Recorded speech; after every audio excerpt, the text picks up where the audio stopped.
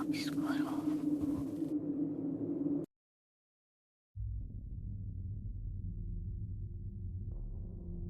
Boa noite. Venho através dessa deixar o meu relato. Meu nome é Miguel, tenho 35 anos e moro em São Paulo. O caso que eu vou contar aconteceu no ano de 2013, no estado de Recife, em Pernambuco. Eu nasci no estado do Recife, em uma cidade pequena chamada Igaraçu. Vim morar em São Paulo bem pequeno, eu tinha 8 anos. No ano de 2013, eu já com 26 anos, como resolvi que iria morar um tempo no Recife. Queria ter uma aproximação com meus avós, tios, tias e primos, já que sempre morei aqui e tinha poucas lembranças da minha época de criança com eles. Pois bem, ao chegar lá foi aquele choque de realidade. Acostumado em grande metrópole, me vi naquela cidade típica de interior. Cidade que não parece ainda ser que é possível existir. Casas distantes uma da outra, muito sítio, que lá eles chamam de granjas. Para mim era uma tranquilidade, até que bem-vinda. Precisava tirar um pouco dessa correria sem fim de mim. Só quem mora em São Paulo sabe como é que é. E não demorou muito para começar a surgir as velhas lendas urbanas locais. Para quem já morou em locais do interior, seja no Nordeste ou qualquer interior, cidade pequena, não se há muito o que fazer nas noites para matar o tempo. O que predomina forte é o jogo de dominó. Quase todas as casas se vê gente na varanda, que lá se chama terraço. Se ouve as conversas e as batidas nas pedras de dominó. Fui pegando gosto pelo jogo e também rindo muito das famosas histórias de lobisomem. Meus tios tentando me fazer medo. Minha avó, já vivida, só dizia: para de chamar essas coisas para dentro de casa. Claramente, eu só falava: isso é lenda. Não existe nada de lobisomem, saci, caipora. E ressaltava: só acredito se eu ver. Minha avó novamente, nas crenças dela, batia na madeira 3 vezes. Eu não gostava de ficar no sítio, devido aos pernilongos, que era absurdo de tantos. No tempo que eu fiquei lá, morei na casa do meu tio, que ficava mais próximo ao centro da minúscula cidade. Porém, ia de quinta a domingo pro sítio para jogar dominó. E no começo, dava umas 9 horas da noite, eu já voltava para casa. Não por medo, pela caminhada mesmo. Dava uns 40 minutos andando. Porém, foi se criando uma rivalidade. O jogo começou a ficar disputado entre meus tios, meu primo e eu. Eu já nem me preocupava com o horário de voltar. Noite de lua era sempre aquela agitação, o pessoal me colocando medo. E eu dava tchau, boa noite e seguia meu caminho de volta, não importava a hora. E sempre a minha avó: meu filho, estende a rede, dorme aí mesmo, faz perigo andar por aí essas horas da noite. E eu só respondia: vó, em São Paulo 1 hora da manhã tem gente ainda pela rua. Aqui as únicas coisas que eu vejo até em casa é cachorro. Pois realmente, cada casa lá tem no mínimo uns 5 cachorros. É muito cachorro. Tinha num ponto do trajeto que eu, ao virar uma penúltima esquina, eu sempre me abaixava e apanhava meia dúzia de pedras, pois tinha uns cachorros muito bravos que realmente vinham para cima da gente. Então eu já peguei o macete desse ponto, já vinha preparado. E assim seguiu alguns meses. E como dizem, a confiança é traiçoeira. Nesse belo dia, o jogo foi até quase 2 horas da manhã. Foi o dia que a minha avó faltou me amarrar para que eu ficasse no sítio. E eu ri e disse: é hoje que eu pego esse lobisomem pelo chifre. Minha avó quis me dar 1/3 dela para que eu voltasse para casa com ele. Claramente eu não aceitei. Coloquei meus fones de ouvido e vim na caminhada como eu sempre fazia. E justamente nesse dia, não se ouvia nenhum latido de cachorro. Porém, eu não percebi nada, mas dá para ouvir os meus passos de tão silencioso que estava. Até que chegou naquele ponto X, o ponto onde eu pegava as pedras para os cachorros bravos. Como já era uma coisa automática, eu abaixei e peguei as pedras, virei a esquina, e foi quando eu percebi o silêncio total. Nada de cachorro, nada de latido. Eu nem dei bola para isso e segui o meu caminho. Na próxima esquina, lá que é chamado de encruzilhada, quando se tem uma rua que se faz um X ou uma cruz. Bem no poste de esquina, lá estava um cachorro do tamanho de um cavalo juvenil, um potro, recostado com a lateral da costela no poste. Tinha pelos longos que vinham até a barriga e as patas chegavam até o chão.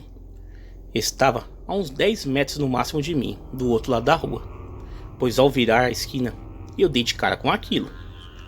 Na mesma hora, as minhas pernas e o corpo paralisaram. Minha única reação foi olhar para o céu, e lá estava uma lua tão grande como nunca tinha visto em minha vida. Ou o medo me fazia enxergar ela maior. Ainda estava com meia dúzia de pedras na mão. Porém, eu não tinha reação para nada, nada mesmo. Travado estava. Quase era plausível ouvir as batidas do meu coração. Sem forças para nada, pensando se voltava para trás devagarinho ou gritava, pedia socorro. Parecia que minha voz também não saía. Sem tirar os olhos daquilo por nada, eu saí andando igual a caranguejo de lado. E o mesmo ali parado, de cabeça baixa, não se mexeu em nenhum momento. Onde me dava ainda mais calafrio, pois qualquer cachorro comum, seja o menor ruído, ele já levantaria a cabeça para ver quem é. Quem tem cachorro sabe, é automático. Eles levantam a cabeça, a orelha, ao menor som. Continuei andando de lado, um passo por vez. Olhos fixos, tentando ver os olhos, o formato do rosto daquilo. E o mesmo, só lá, escondendo o rosto, conforme eu seguia em direção à casa do meu tio, em um canto da rua e ele do outro lado.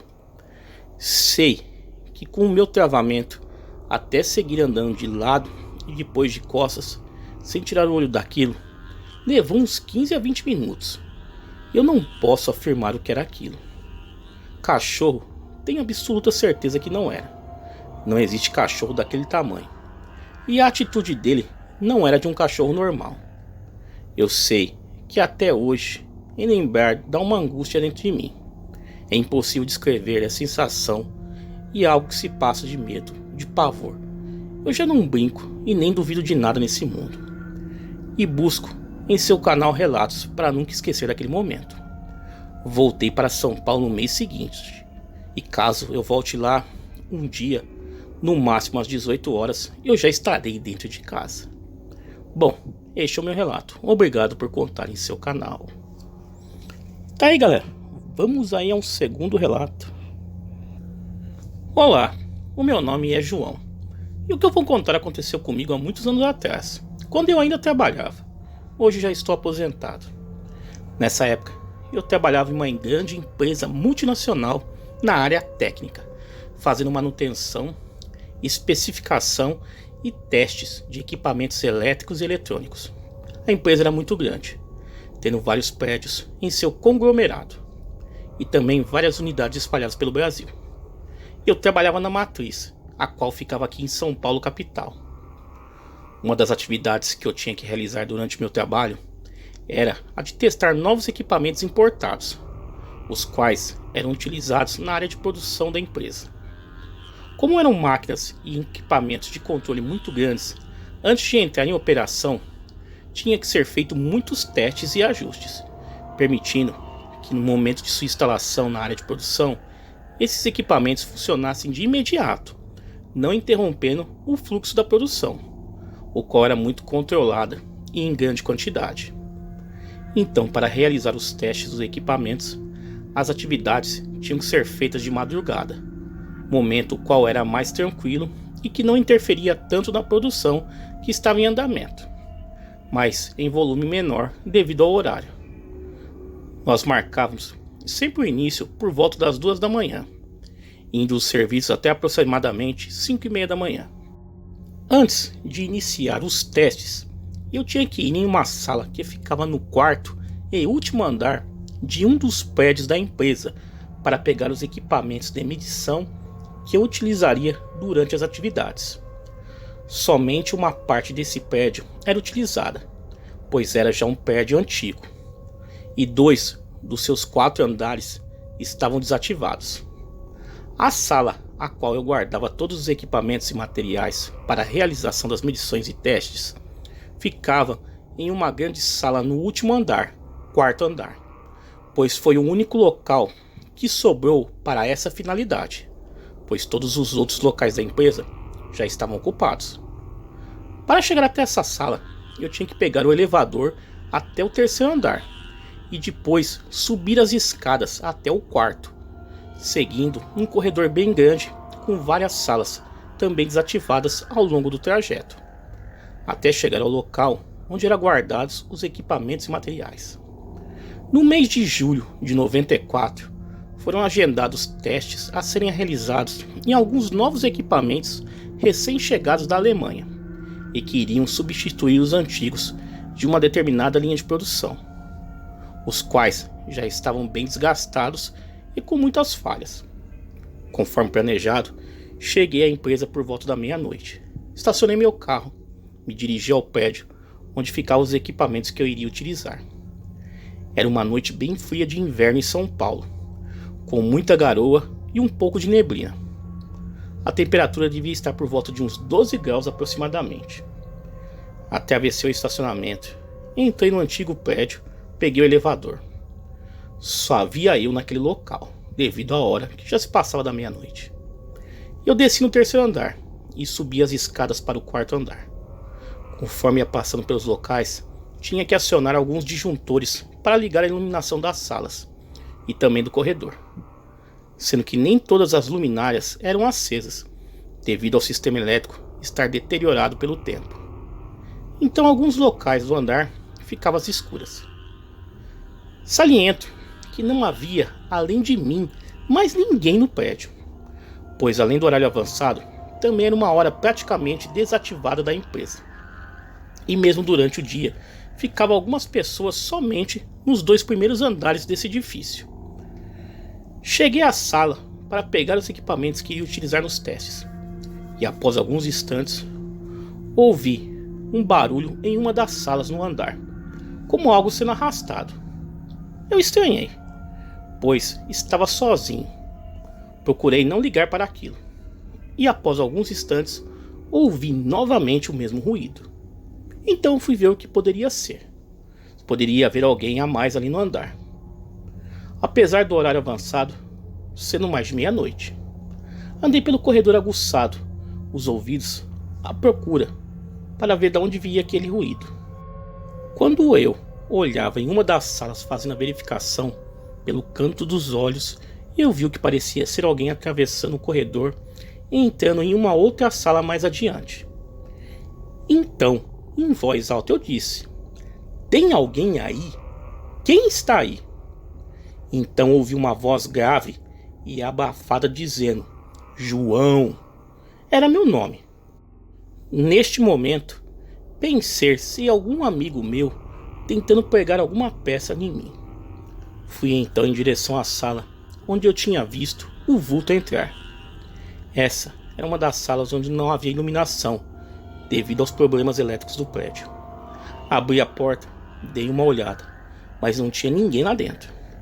Então fiquei meio cismado, mas voltei para outra sala para pegar os equipamentos. Quando eu já estava dentro da sala, eu senti como se tivesse alguém me observando. Era uma sensação estranha. Então olhei em direção à porta, a qual estava aberta. Então eu vi no corredor, a uma certa distância, um vulto de uma pessoa parada e olhando para mim. O estranho é que eu não conseguia ver o rosto daquela pessoa. Era como se fosse uma sombra, algo totalmente preto, e os olhos eram vermelhos, parecendo até que estavam acesos.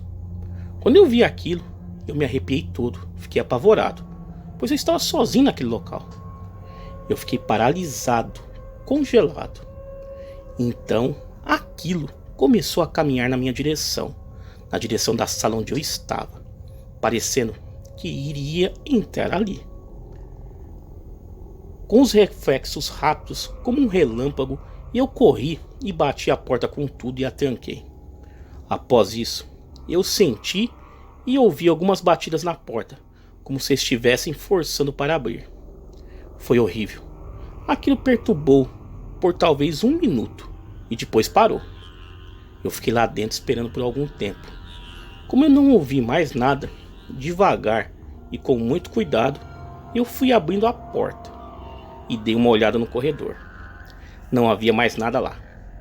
Peguei os equipamentos e saí dali voando.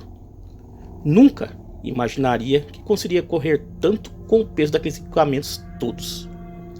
Quando eu encontrei os outros colegas que iam participar dos testes, contei o que havia acontecido. E 2 deles comentaram que já haviam ouvido histórias estranhas daquele prédio e que muitas pessoas evitavam ir lá à noite. Eu nunca descobri o que foi aquilo que eu vi, porque em certo momento chamou meu nome, mas nunca mais entrei sozinho naquele lugar novamente, principalmente à noite. E quando eu precisei voltar lá, sempre chamava 1 ou 2 colegas para irem comigo como precaução. Nunca mais vi nada de estranho por lá, mas aquela experiência serviu para mostrar para mim que realmente nós não estamos sozinhos. Bom, este é o meu relato. Espero que o pessoal do canal goste. Obrigado por contar. Boa noite. Tá aí, galera. 2 relatos sensacionais enviados ao canal aí. Quem tiver relatos iguais a esse, quiser enviar ao canal, o e-mail está aparecendo aí na tela e também está na descrição do vídeo. Galera, me sigam lá nas redes sociais, Facebook, Instagram, Twitter. Todos os links aí embaixo na descrição deste vídeo. Galera, muito obrigado e até a próxima.